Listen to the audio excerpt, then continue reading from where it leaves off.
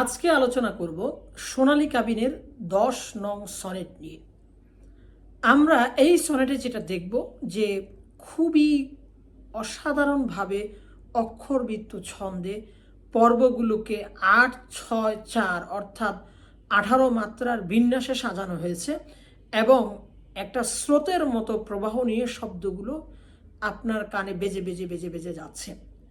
যেমন শ্রমিক সাম্যের মন্ত্রে কিরাতের উঠিয়াছে হাত। আমরা এখানে মার্ক্সবাদী তত্ত্বটা একটু আলোচনা করব যে আসলে মার্ক্সবাদী তত্ত্ব থেকে আমরা কিভাবে আল মাহুদের এই সোনালী কাবিনটাকে বিশ্লেষণ করব। মার্ক্সের মতে যে সব ধরনের উৎপাদিত যে বস্তু তাতে ভ্যালু অ্যাড অর্থাৎ তাতে মূল্য সংযোজনের ক্ষমতা প্রাপ্ত হয় শুধুমাত্র শ্রমিকের মাধ্যমে। অর্থাৎ আপনি গম থেকে যদি আটা উৎপাদন করতে চান তাহলে সেখানে আটাকে পিষতে হবে এবং আটাকে পেষার জন্য প্রয়োজন হচ্ছে লেবার এবং আপনার প্রয়োজন হচ্ছে উৎপাদনের উপকরণের মধ্যে প্রয়োজন ল্যান্ড, লেবার, ক্যাপিটাল এবং উদ্যোক্তা। অর্থাৎ আপনার জমি দরকার, অর্থাৎ কারখানা স্থাপন করার জন্য শ্রমিক দরকার, আপনার মেশিনারি দরকার, আর একটা আপনার উদ্যোক্তার প্রয়োজন। তো এখন এখানে যদি আমরা মেশিনারিজ বাদ দেই, যখন আগের পূর্বের আমলে মেশিনারিজ ছিল না, সেখানে শ্রমিক ছাড়া কিন্তু মেশিন অচল। তাহলে প্রত্যেকে যদি তার উৎপাদনের উপকরণে তার শ্রম বাবদ যদি সে বেতন পেয়ে থাকে, তাহলে একজন শ্রমিক 1 কেজি আটা উৎপাদন করতে তার যদি 1 ঘন্টা সময় প্রয়োজন হয়, তাহলে সে 8 ঘন্টা ডিউটি করে সে 8 কেজি আটা উৎপাদন করে।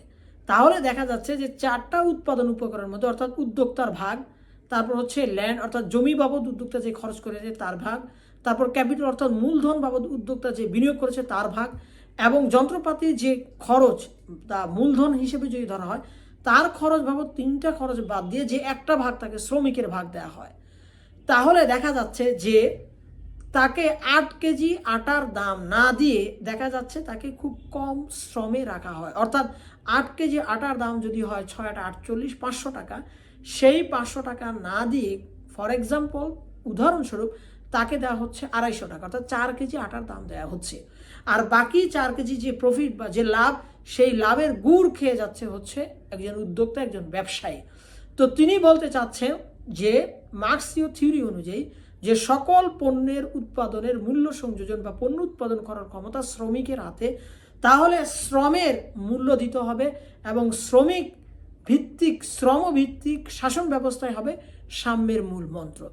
তো এই আইডিয়াটা কেন বললাম যে শ্রমিক সাম্যের মন্ত্রে এই যে শব্দটা বোঝানোর জন্যই বলেছি যে প্রত্যেকে তার যোগ্যতা অনুযায়ী তার স্যালারি বা পারিশ্রমিক পাবে। তাহলে শ্রমিক তার যোগ্যতা অনুযায়ী স্যালারি বা পারিশ্রমিক পাবে, সে অনুযায়ী যদি শ্রমিককে দেওয়া হয় তাহলে শ্রমিকের মূল্যায়ন করা হবে। তো এখানে তিনি বলছেন শ্রমিক সাম্যের মন্ত্রে অর্থাৎ শ্রমিককে তার যথাযথ মর্যাদা অনুযায়ী শ্রমমজুরি দেওয়া হবে, সেই মন্ত্রে কিরাতের উঠিয়াছে হাত। অর্থাৎ কিরাত বলতে পাহাড়ি অসভ্য শিকারী শ্রমজীবী অথবা শ্রমজীবী জাতি যারা একদম প্রান্তিক শ্রেণীতে বসবাস করে, অর্থাৎ শোষিত শ্রেণীতে বসবাস করে, তাহারা পাহাড়ের জাতি। তাহারা বলতেছেন যে শ্রমিক সাম্যের মন্ত্রে কিরাতের উঠিয়াছে হাত, অর্থাৎ শোষিত জাতি সাম্যের মন্ত্রে, অর্থাৎ কেউ খাবে আর কেউ খাবে না, তা হবে না, যে স্লোগানগুলো আমরা শুনি, সাম্যের মন্ত্রে হাত উঠাইছে, অর্থাৎ স্লোগান দিচ্ছে হিয়েন সাংয়ের দেশে শান্তি নামে। দেখো প্রিয়তমা, তিনি বলছেন হিয়েন সাংয়ের দেশকে ভিয়েতনামে এই সাম্যের মন্ত্র অর্থাৎ মার্ক্সবাদী লেনিনবাদীটা মতামত প্রাধান্য পেয়েছিল এবং সেখানে তারা ক্ষমতায় এসেছিল। এশিয়ায় যারা আনে কর্মজীবী সাম্যের দাওয়াত, অর্থাৎ শ্রমিককে তার শ্রম অনুপাতে যথাযথভাবে তাকে মজুরি দেওয়া হবে, সেটা বলা হচ্ছে যে এশিয়ায় যারা আনে কর্মজীবী সাম্যের দাওয়াত। অর্থাৎ একজন গার্মেন্টসের শ্রমজীবী তার শ্রমের মজুরি, প্রকৃত শ্রম মজুরি যদি পেত, তাহলে সে আরো আরো আরো আরো ভালো লাইফ স্ট্যান্ডার্ড পালন করতে পারতো। কথার কথা এটা যদি আমরা ধরে নেই, তাহলে তিনি বলছেন যে এশিয়ায় যারা কর্মজীবী সাম্যের দাওয়াত নিয়ে আসে, অর্থাৎ মার্ক্সবাদী লেনিনবাদীর দাওয়াত যারা নিয়ে আসে, সমাজবাদের দাওয়াত, সমাজতন্ত্রের দাওয়াত জানিয়েছে, তাদের পোশাকে এটে দেই বীরের তকমা। তিনি তাদেরকে বীর হিসেবে ঘোষণা করতে চাচ্ছেন। আমাদের ধর্ম হোক ফসলের সুষম বন্টন, অর্থাৎ প্রত্যেকে তার অবদান অনুযায়ী শ্রমের মজুরি পাবে, ফসলের সুষম বন্টন হবে, সমাজতন্ত্র প্রতিষ্ঠিত হবে, এবং সমাজতন্ত্র প্রতিষ্ঠিত হলে কমিউনিজম অর্থাৎ কমিউনিটি বেজ উৎপাদন ব্যবস্থা হবে, ফসলের সুষম বন্টন হবে। তিনি সেই ধর্মকে চাচ্ছেন। পরম স্বস্তির মন্ত্রে গেয়ে ওঠো শ্রেণীর উচ্ছেদ, পরম স্বস্তির মন্ত্রে শ্রেণীর উচ্ছেদ গেয়ে ওঠো। অর্থাৎ মার্ক্সবাদে যেমন বলা হয় যে 3 ধরনের শ্রেণী রয়েছে সমাজে, অর্থনৈতিক যে উপাদান তার মালিকানার ভিত্তিতে। 1 নম্বর হচ্ছে কি বুর্জুয়া শ্রেণী, আরেকটা হচ্ছে প্রলেতারিয়েট শ্রেণী, আরেকটা হচ্ছে সেমি বুর্জুয়া বা সেমি প্রলেতারিয়েট শ্রেণী। অর্থাৎ বলছেন যে প্রলেতারিয়েট শ্রেণী অর্থাৎ শোষিত সমাজ, শ্রমিকদের শ্রেণীপলিয়ত অর্থাৎ মধ্যবর্তী পর্যায়ের কর্মচারী দ্বারা যেভাবে বুর্জুয়ারা শোষণ করে থাকে, সেই ধরনের শোষণকে তিনি একেবারে উচ্ছেদ করতে চান এবং এই ধরনের শ্রেণীভিত্তিক সমাজকে তিনি দূর করে দিতে চান।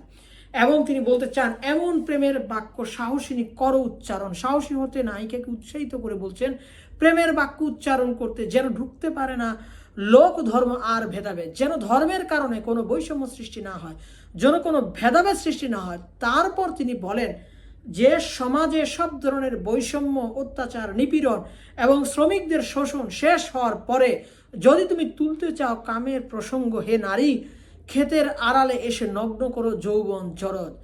তোমার জরির মতো যৌবন যে রয়েছে সেটাকে যদি তুমি নগ্ন করো, শস্যের সপক্ষ থেকে যতটুকু অনুরাগ পারে, অর্থাৎ আমার সন্তান তোমার গর্ভে ধারণ করতে হবে, তার সপক্ষে থেকে যতটুকু অনুরাগ ভালোবাসা আমি দেখাতে পারি, তারও ভেসে ঢেলে দেব আন্তরিক রতির দরদ। তারও ভেসে ঢেলে দিব যে আমার যে সন্তান উৎপাদন